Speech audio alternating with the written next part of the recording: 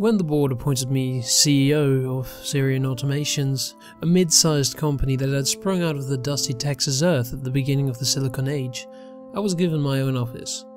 For someone of my age and stature, having an office of my own was no new event.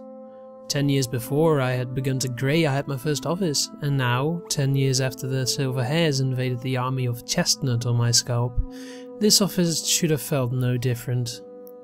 But as I moved my laptop and belongings into the enclosure, much more vast than any I had experienced, the office did not quite feel mine. My books looked too small on the tree trunk of a desk, and the entire wall of double-pane windows made me feel as if outsiders could view my every move. "It's tradition, Patsy," said the last CEO to me as he left for retirement, "that this room be reserved for the CEO.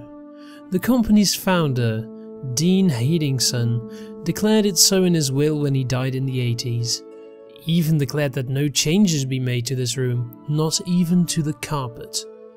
Ever since it has been so, if not by the formal letter of the law, then by respect. I'll tell you, call it coincidence or not, the only CEO to almost drive us bankrupt was also the only one to insist against working in this very room." "Thank you, Ryan," I said, shaking his hand as he prepared to leave with my much smaller one. "But I assure you, we will succeed despite from what room I choose to lead." "Do as you will," he said, and dropped a new nameplate on the desk. In the sunlight from the window, the engraved letters of Patsy Moppet stared up at me. Though I'm not superstitious, I kept the office, with its furniture 30 years out of date. Across from my desk there was a life-size picture of Dean in a dark suit, smiling through his wrinkles while sitting in his favourite leather chair, an enormous monolith that dwarfed my frame. Underneath the picture read, "Order shall flow from the chair of the leader, and through his virtue will the group succeed," a quote that even my pride found pompous. He wore a ring on his finger of his initials, one that he used to stamp documents instead of his signature. But Dean had been known for his daring market tactics, maverick attitude, and knack for succeeding in even the riskiest of situations. So perhaps I was wrong in my judgment. F.R. Warthog was etched into the chair's frame. They were the finest luxury chair makers at the time, and arguably to date. With age, the chair had grown lumpy, however, and I would have switched it with a newer model had it fit through the door. But it had not, and I was quite confused how Dean had managed to move it into the office so long ago. As weeks passed, I grew more accustomed to my office, and I remembered why I had been chosen for CEO. "We believe that in this time of economical turmoil, Patsy," said Jane, a senior member of the board of directors, "that your calmness and deliberation in making decisions will prove an asset to the company as it moves through rough waters."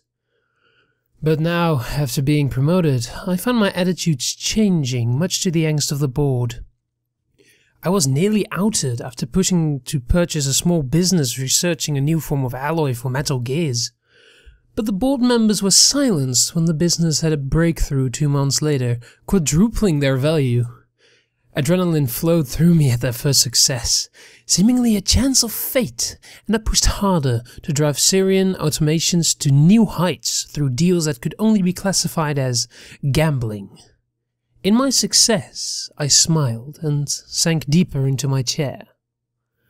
I drove the economy into tides of debt and profit through investments, but our values soared as one after another excelled past my expectations.